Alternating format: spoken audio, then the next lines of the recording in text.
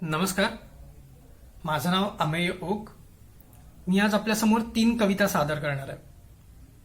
पहिल्या कवितेचं नाव आहे जैसे थे. सध्या जे काही कोरोनाचे दिवस चालू आहेत किंवा याआधीच्या महिन्यांमध्ये जी काही परिस्थिती होती त्यामध्ये अनेक कामगार लोकांचे, अनेक हातावर पोट असणाऱ्या लोकांचे खूप हाल झाले.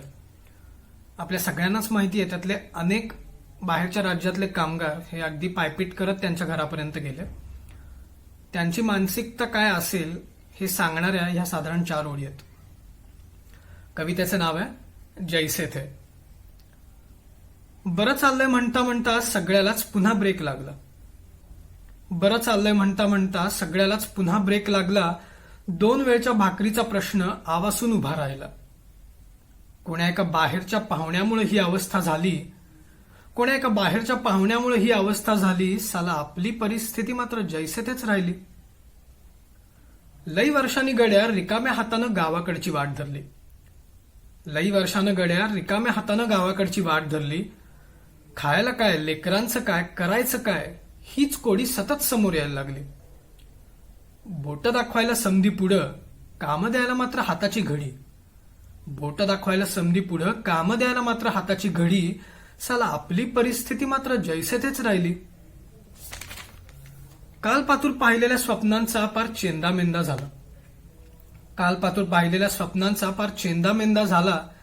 चटके खात पायपेटीचा शेवटचा दिवस म्हणत प्रवास तसाच चालू राहिला. साहेब व्हायचं स्वप्न बघणारी लेकरं परत दुसऱ्यालाच सलाम करतील ही धाकधूक वाढली. साहेब व्हायचं स्वप्न बघणारी लेकरं परत दुसऱ्यालाच सलाम करतील ही धाकधूक वाढली. साला आपली परिस्थिती मात्र जैसे तेच राहिली. सापडलेल्या जगण्याची लय पुण्यांदा हवेत विरून गेली. सापडलेल्या जगण्याची लय पुण्यांदा हवेत विरून गेली. आजचा दिस 2 वेळचं खात जाऊ दे म्हणत हात जोडायची वेळ आली. बोचकी बांधून बाहेर पडताना इथं आपलं काहीच नाही याची खात्री झाली. बोचकी बांधून बाहेर पडताना इथं आपलं काहीच नाही याची खात्री झाली. आणि साला आपली परिस्थिती मात्र जैसे तेच राहिली. आणि शेवटच्या 4 ओळी अशा आहेत.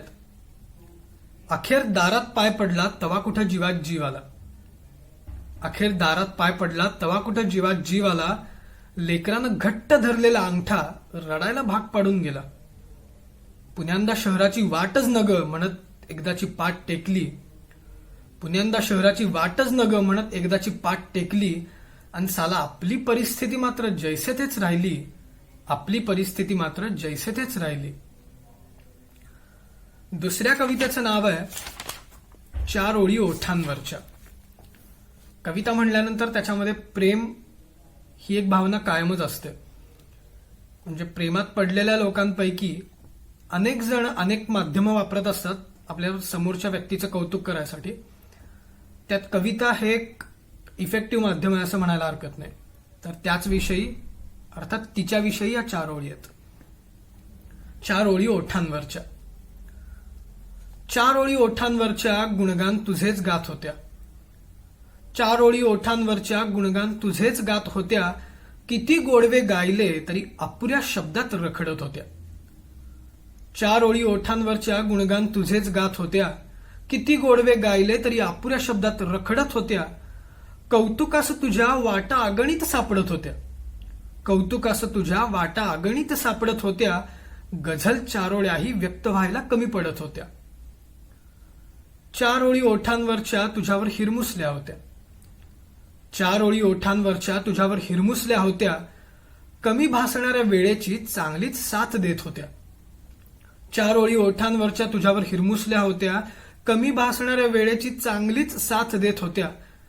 गालावरची ती एक खळी पुरेशी होती त्यासाठी. गालावरची ती एक खळी पुरेशी होती त्यासाठी. नव्याने गजरा माळायला मला सज्ज करण्यासाठी. 4 ओळी ओठांवरच्या तुझ्यावर रागावलेल्या होत्या. 4 ओळी ओठांवरच्या तुझ्यावर रागावलेल्या होत्या. बोलायचीही सोय नाही म्हणत मनातच घुसमटत होत्या. सैरभैर भटकून मन स्वतःला विचलित करत होतं. सैरभैर भटकून मन स्वतःला विचलित करत होतं. सरते शेवटी तुझ्याच खांद्यावर विसावा घेत होतं. आणि शेवटच्या 4 ओळी आहेत.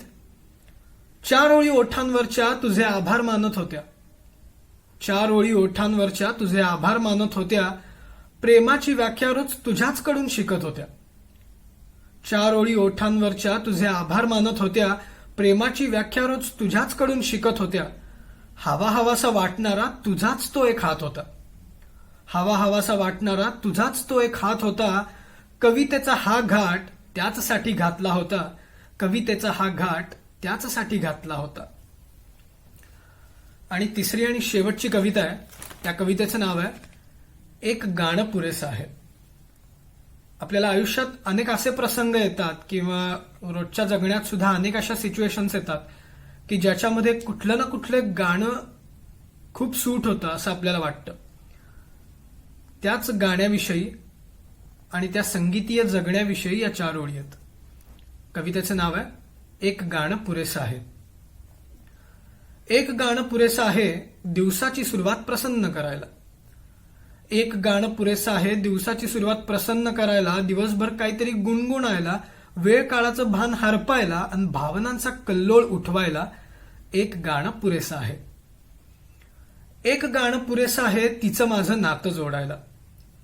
एक गाणं पुरेसं आहे तिचं माझं नातं जोडायला, दोघांच्या दुनियेत प्रेमाचा वर्षाव करायला, कोमेजणाऱ्या गुलाबाच्या पाकळ्या जपून ठेवायला आणि आपण एवढा पल्ला गाठला हे दाखवून द्यायला एक गाणं पुरेसं आहे.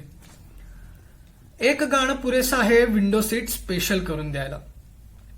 एक गाणं पुरेसं आहे विंडो सीट स्पेशल करून द्यायला, लांब पल्ल्याचा प्रवास सोबत करायला, आठवणींचा पाढा वाचून दाखवायला आणि झटकन भूतकाळ डोळ्यासमोर आणायला एक गाणं पुरेसं आहे.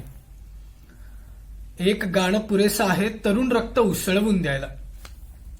एक गाणं पुरेसं आहे तरुण रक्त उसळवून द्यायला, देव देश आणि धर्माची आठवण करून द्यायला, थोडीशीच घेऊन बेफाम ताल धरायला आणि देवदेवतांचा उदो उदो करायला एक गाणं पुरेसं आहे. एक गाणं पुरेसं आहे टाळ्या आणि शिट्ट्यांची बरसात करायला. एक गाणं पुरेसं आहे टाळ्या आणि शिट्ट्यांची बरसात करायला, डोक्यावरचे फेटे हवेत भिरकावायला, मिशीवाल्यासनी दौलत जादा करायला आणि पायातल्या घुंगरांचा नाद लावायला एक गाणं पुरेसं आहे. एक गाणं पुरेसं आहे डोळ्यातल्या आसवांना वाट मोकळी करून द्यायला.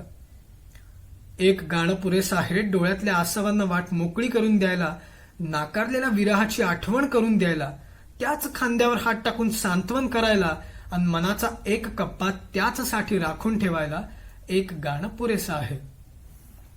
आणि शेवटच्या 4 ओळी आहेत. एक गाणं पुरेसं आहे थकलेल्या मनाला जाग करायला. एक गाणं पुरेसं आहे थकलेल्या मनाला जाग करायला, पुढच्या प्रवासाला बळ द्यायला, तुझ्यातल्याच तुला नव्यानं शोधायला आणि 4 ओळी नकळत लिहायला एक गाणं पुरेसं आहे. एक गाणं पुरेसं आहे.